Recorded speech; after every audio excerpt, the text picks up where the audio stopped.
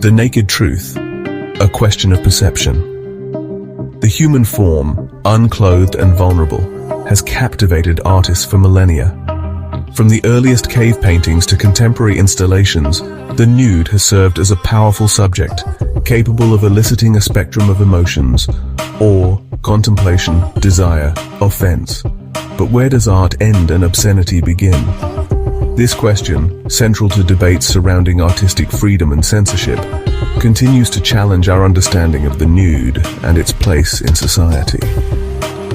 Unraveling this complex relationship requires exploring the historical trajectory of nude art, the evolving societal perceptions of the body, and the often blurry lines between artistic expression and the purely provocative.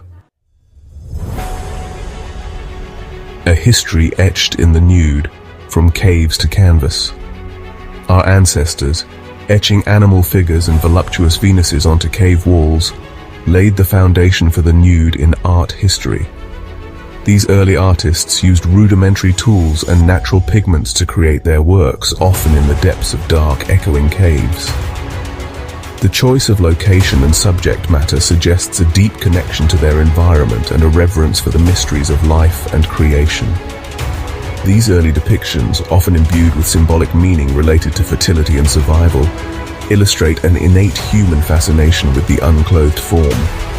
The figures, sometimes abstract and other times remarkably detailed, reveal a society that saw the human body as a powerful symbol.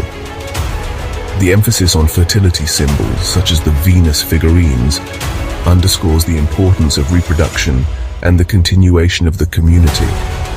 Fast forward to ancient Greece, where the idealized nude, exemplified by sculptures like Praxiteles' Aphrodite of Knidos, celebrated physical perfection and embodied societal values of beauty, athleticism, and intellectual pursuit. Greek artists strove to capture the perfect proportions and harmonious forms, reflecting their philosophical ideals about the human condition. The nude was not just an artistic subject, but a representation of the divine and the heroic. The nude, far from being taboo, occupied a place of reverence. It was a testament to the Greeks' admiration for the human form and their belief in the body's potential to achieve greatness. Public spaces were adorned with statues of gods, athletes, and heroes, all depicted in their natural state, celebrating the human physique in its most idealized form. This perspective shifted with the rise of Christianity, where the body, perceived as a source of sin and temptation, was largely relegated to biblical scenes and shrouded in drapery. The focus moved away from the celebration of the human form to a more modest and spiritual representation. Art became a medium to convey religious narratives and moral lessons, often depicting figures in modest attire to emphasize piety and virtue. The Renaissance, however, witnessed a resurgence of interest in classical antiquity, breathing life back into the nude as a subject of artistic exploration. Artists like Leonardo da Vinci and Michelangelo studied human anatomy meticulously, striving to understand and depict the body's structure and movement with unprecedented accuracy. This period marked a revival of the classical ideals of beauty and proportion, merging them with a newfound emphasis on individual expression and emotion. Michelangelo's David, a masterpiece of human anatomy and a symbol of Florentine strength, exemplifies this renewed appreciation for the body's inherent beauty. Standing at over 17 feet tall, David's poised stance and detailed musculature reflect both the artist's technical skill and the Renaissance's celebration of human potential. This iconic statue continues to inspire awe and admiration, embodying the timeless allure of the nude in art. Shifting sands.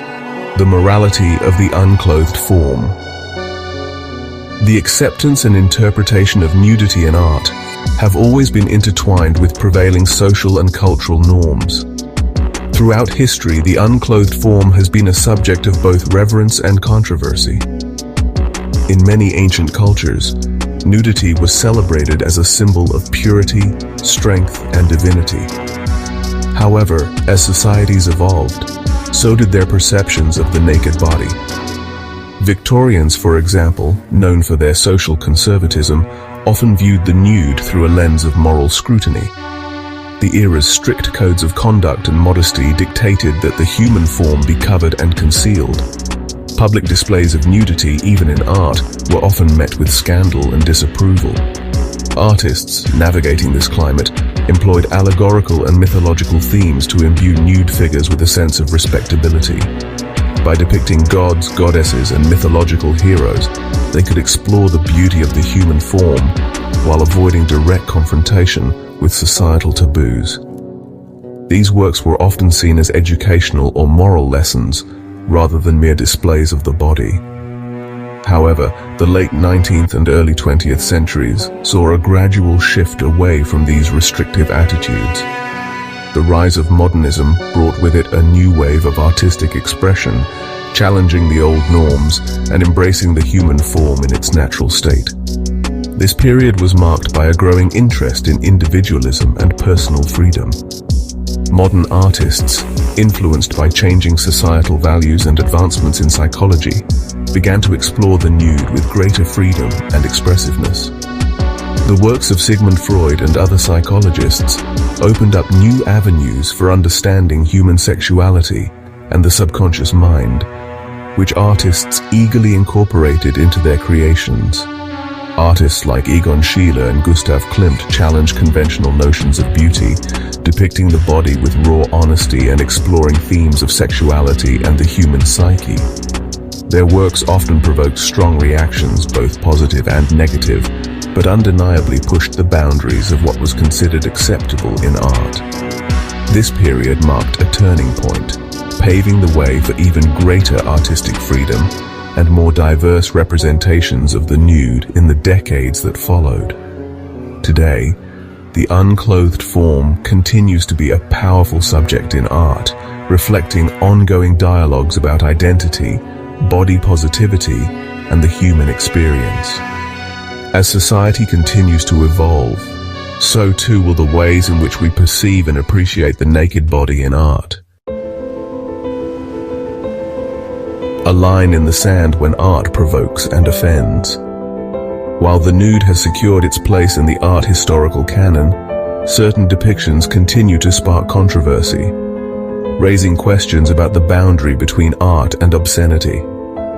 The work of photographer Robert Mapplethorpe, known for his homoerotic imagery and explicit depictions of the male body, ignited heated debates about censorship and artistic freedom in the United States.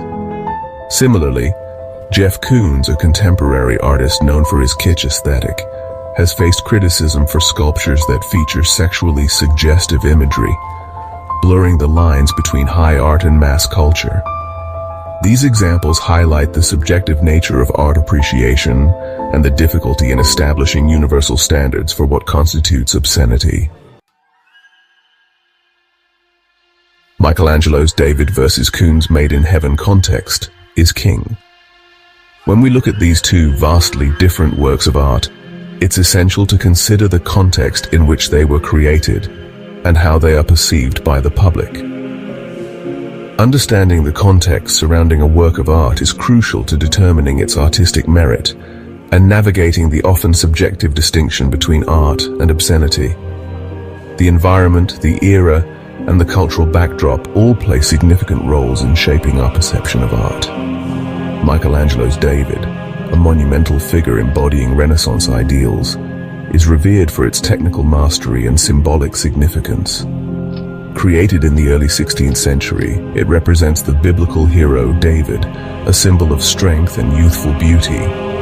The statue was commissioned by the city of Florence and intended to be a public symbol of civic pride and religious devotion. Conversely, Koons' Made in Heaven series, featuring the artist himself engaged in explicit acts with his then-wife, Italian porn star Cicciolina, often elicits discomfort and accusations of sensationalism. Created in the late 20th century, this series challenges traditional notions of art by blending high art with pornography, pushing the boundaries of what is considered acceptable in the art world. The disparity in public perception stems largely from the context surrounding each work. While David is celebrated for its historical and cultural significance, Made in Heaven is often viewed through a lens of controversy and provocation. Michelangelo's David, commissioned for public display and imbued with civic and religious symbolism, occupies a distinct space from Koon's intentionally provocative and commercially driven practice. The context of David's creation during the Renaissance, a period of renewed interest in classical ideals and humanism, contrasts sharply with the late 20th century context of Koon's work, which often critiques consumer culture and explores themes of sexuality and media. Context matters. The historical period, the artist's intentions, the intended audience, and the work's placement all contribute to our understanding and interpretation. By examining the context, we can appreciate the diverse ways in which art can communicate ideas, evoke emotions, and reflect the society in which it was created. Whether it's the timeless beauty of Michelangelo's David or the provocative nature of Koon's Made in Heaven, context is indeed king. Thanks for watching. Don't forget to subscribe, like, and share this video.